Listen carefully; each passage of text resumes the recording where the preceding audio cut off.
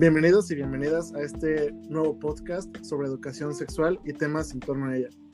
Nosotros somos Daniel, Mafer, Betty, y nosotros somos estudiantes de octavo semestre de la Facultad de Psicología en la Universidad Autónoma de Querétaro. Nosotros buscamos que este sea un podcast diferente que pueda resolver dudas y poner sobre la mesa temas que para nosotros son importantes y nos hubiera gustado conocer antes. Ahora vamos a revisar algunos de los contenidos que obtuvimos en el semestre y daremos respuesta a las siguientes preguntas. ¿Cómo te diste cuenta que eras mujer y cómo te diste cuenta que eras hombre?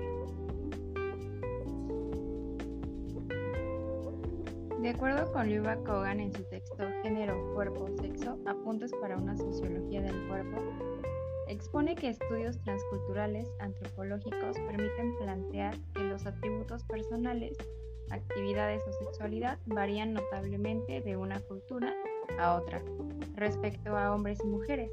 La idea de que la cultura moldea a las personas prescribiendo un ideal de mujer y otro de hombre parecía aceptable.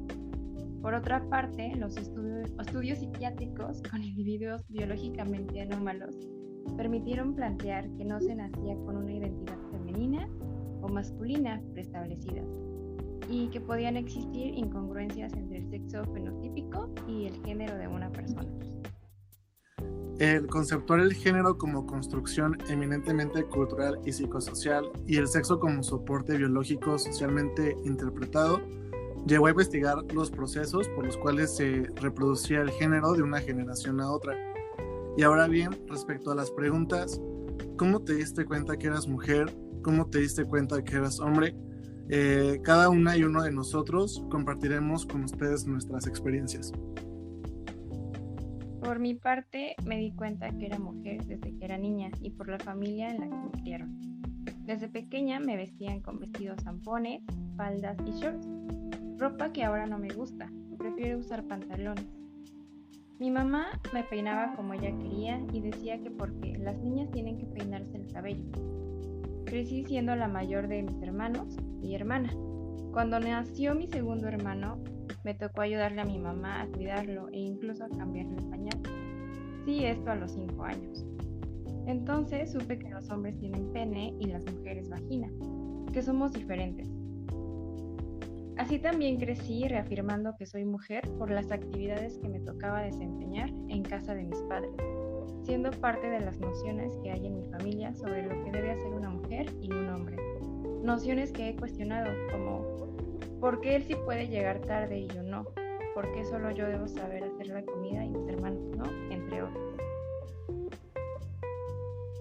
Yo me di cuenta que era niña porque me vestían igual a mi hermana, que es 4 años más grande que yo, con vestidos muy vistosos, además de que mis papás también desde muy pequeña me enseñaron a nombrar mis genitales, o sea, decirle vagina y pene, y la diferencia anatómica entre niñas y niños. Eso lo asociaba con ser niña directamente.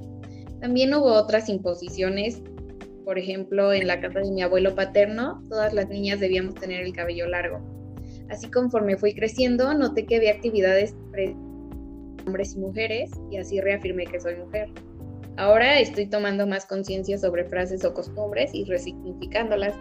Por ejemplo, tengo 5 años con el cabello corto. La manera en la que yo me di cuenta que soy hombre, pues es como muy básica, yo creo. Fue por el espacio o el contexto donde crecí y con quienes crecí.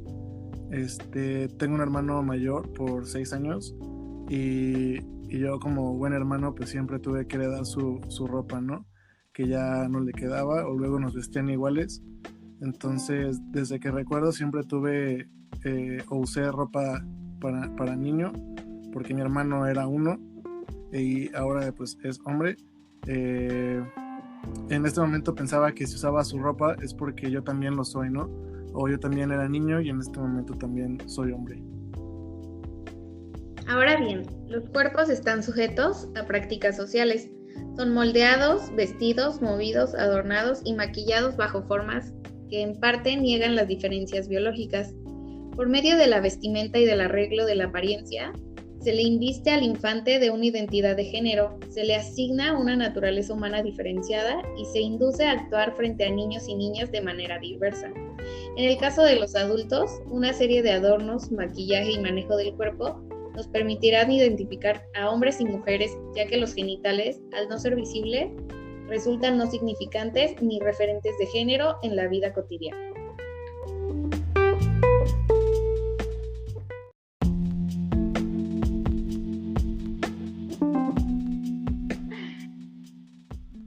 La construcción de la masculinidad para los niños es mucho más represiva, es decir, excluyente y limitante, que para las niñas. Los niños y niñas pequeños, a excepción de los genitales que se ocultan, no se distinguen corporalmente más que por una serie de distintivos femeninos. Los niños se identifican como masculinos por no usar faldas, no tener el pelo largo, no usar nada en color rosa o aretes, mientras las niñas pueden utilizar en su estilo corpóreo distintivos masculinos. La construcción de la identidad masculina es más difícil y problemática que la femenina, ya que a diferencia de las niñas, ellos deben diferenciarse de sus madres devaluando y rechazando todo aquello que consideran femenino, construyendo así una personalidad que rehúye el compromiso afectivo o la dependencia hacia otro. La masculinidad implica un costo emocional importante al negársele la esfera de la sensibilidad, la seguridad que deriva de la relación con otros y por ende una mayor predisposición, la violencia hacia sí mismo, hacia la mujer y hacia otros hombres.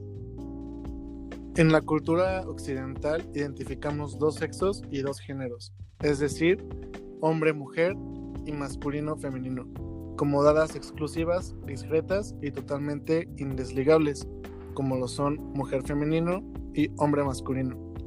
La construcción del cuerpo femenino difiere significativamente de la construcción del cuerpo masculino en la medida que hombres y mujeres son definidos con categorías opuestas. La fuerza física con la que se caracteriza a los hombres se instala en sus cuerpos desde pequeños. Al definir socialmente al hombre como poseedor de la fuerza, esta no solo se convierte en una imagen mental sobre el cuerpo o una fantasía, sino que se plasma en la tensión muscular, en la postura, en la sensación y textura del cuerpo masculino. La socialización de las mujeres construye cuerpos desprovistos de fuerza, pero no solo eso. El cuerpo femenino resulta central en la construcción de la femineidad al utilizar el cuerpo para construir un conjunto de tabúes, de temores, de límites al impedirle a la mujer explorar su cuerpo y el mundo.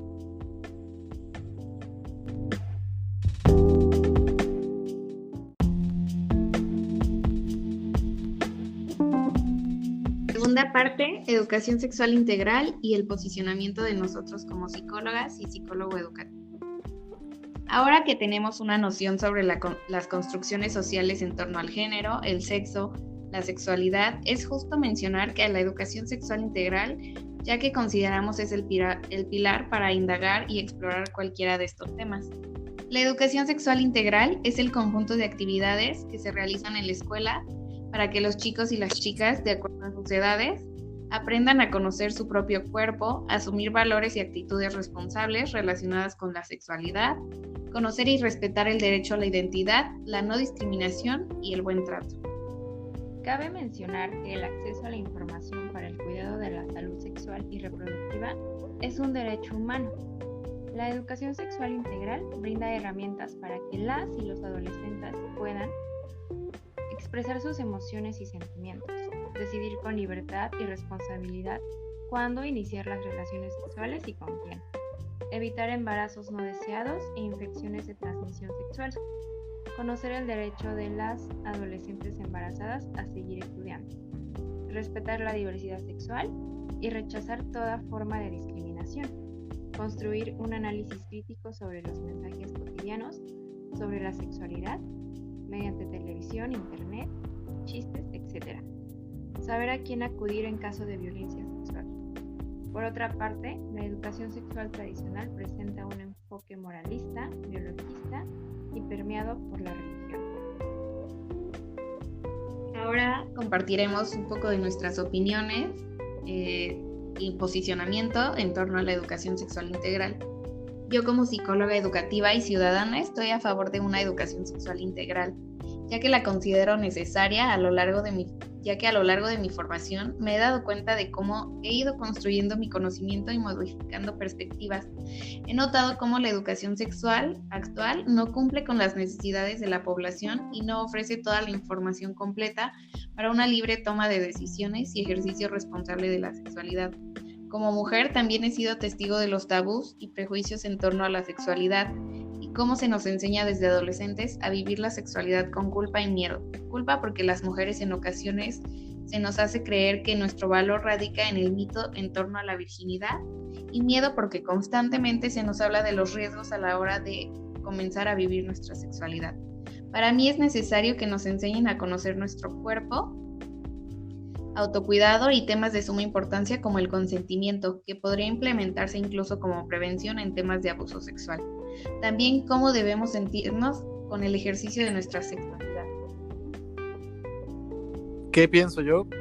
La educación sexual integral nos permite proteger a niños, niñas y jóvenes en cuanto a su salud, basándose en los derechos humanos, el respeto individual y la igualdad de género. En ningún momento de mi formación académica hasta la universidad tuve la oportunidad de conocer e investigar sobre la educación sexual. Que si es mi culpa, sí, en parte sí lo es, pero yo como muchos me hizo falta tener la herramienta para tener la iniciativa de buscar más y más sin llegar a culpar a otros. Como recién egresado, como psicólogo y sobre todo como civil, tengo una responsabilidad muy grande con la sociedad y con mi entorno, la cual es fomentar la educación sexual integral en la mayor población posible para que sean generaciones responsables con sus decisiones y con herramientas de calidad para su formación personal y desarrollo humano.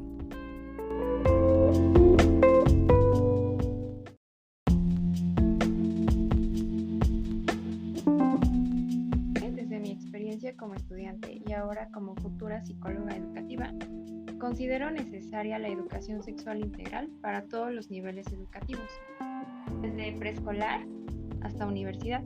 Durante mi vida académica, la llamada educación sexual, que recibí en preescolar, primaria, secundaria e incluso en preparatoria, se limitaba a hablar de conocer las partes de tu cuerpo y nombrarlas. Otro tema que se consideraba parte de esta supuesta educación sexual era el tema de la reproducción y nada más.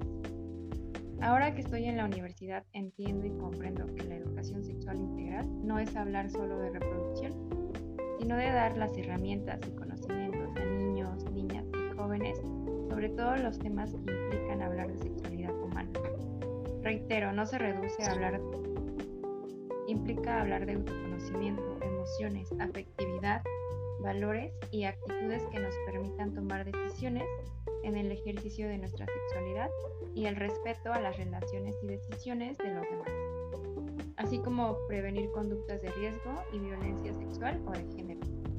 En lo personal, la educación sexual que recibí tanto en mi familia como en la escuela era muy limitada y se enseñaba desde el miedo o la culpa. Hablar de sexualidad era algo malo. No me gustaría que el tema se siga enseñando desde estas aristas.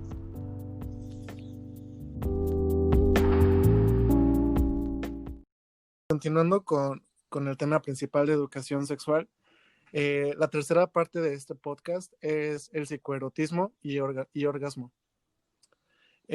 Bueno, para iniciar, nos gustaría comentar que una educación sexual integral nos proporciona la oportunidad de que, además de hablar de temas de salud sexual y reproductiva, integremos temas de afectividad y erotismo, sobre tomar decisiones conscientes, sobre todo informadas y placenteras. Por eso consideramos importante hablar sobre psicoerotismo y orgasmo, porque es importante disfrutar de nuestra sexualidad e ir quitando los prejuicios y culpas en torno a ella. Fina Sáenz, en su libro Psicoerotismo femenino y masculino, nos habla de que bastantes mujeres aún se encuentran privadas de su erótica, es decir, no tienen la conciencia de las fuentes de su placer o las rechazan para no sentir. Esto es producto de la alienación social a la que la mujer ha estado sometida. Las mujeres somos educadas para no pedir, sino más bien para dar. El erotismo de la mujer es y está descrito a partir del erotismo del varón. y por el varón, culpabilizándose así cuando es la cualidad de sus deseos o la intensidad de los mismos no coinciden con los masculinos. Priorizar los deseos del varón, que se ve a sí mismo como dador de goce. Las mujeres tienen derecho al reconocimiento y la apropiación de todo su cuerpo y las posibilidades de sensaciones que tienen. Las mujeres no tienen por qué aceptar la opresión ni a través de su cuerpo ni en su vida. Algunas características del psicoerotismo femenino son una gran sensibilidad corporal con difusión global de sus sensaciones, cierta anestesia genital, sobre todo en mujeres que han tenido poca experiencia con sus genitales. La emocionalidad se interioriza, sentidos más desarrollados, fantasías eróticas en compensación a lo que no les es permitido experimentar con su cuerpo. El cuerpo del varón es distinto al de la mujer y esto condiciona también su actitud y vivencia frente al mundo. No solo hay variaciones corporales externas, como rasgos sexuales primarios y secundarios, sino también internas, las hormonas, órganos internos. Estas diferencias generales entre ambos se engloban en lo que se llama lo masculino y lo femenino. El varón es educado para que ocupe la posición superior del poder patriarcal en los diversos ámbitos de su vida, incluido el terreno sexual. La simbolización del poder masculino a través de sus genitales estructura también gran parte de su autoestima del hombre. El varón centra, en gran parte, su reconocimiento personal y social en sus genitales y en la identificación con ellos. Ya durante la infancia, el niño descubre sus genitales, así como el resto de su cuerpo en general, mediante la exploración de los sentidos, sobre todo el tacto y la vista. Ese descubrimiento genital es, por lo tanto, más directo. También el espacio social lo favorece. Por ejemplo, los baños públicos masculinos que permiten observar los genitales de los demás varones. Por otra parte, la sexualidad ha pasado a ser reconocida de gran importancia para la salud del ser humano, para su equilibrio emocional y sus relaciones personales.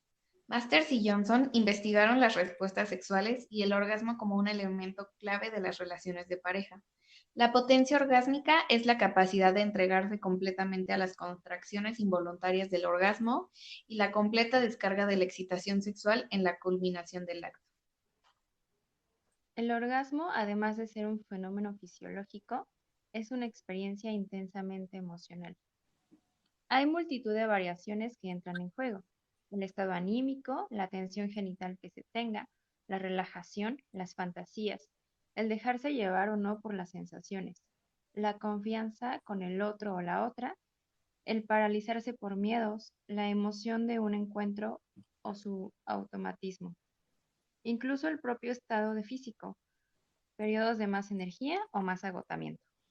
Es importante que hablemos de los factores que nos hacen disfrutar y experimentar sensaciones placenteras. También saber que hay diferencias entre los hombres y mujeres al vivirla. Hablar de esto marca una pauta sobre el consentimiento, el conocimiento de nuestro propio cuerpo y cómo nos relacionamos con nosotros. Llevar estos temas como parte de la educación sexual marcaría una gran diferencia en la sociedad. Y pues bueno, esto es todo por el podcast de hoy. Esperamos haber compartido información útil y diferente, que ustedes tengan más inquietudes y puedan seguir construyendo conocimientos en este tema tan difícil pero necesario.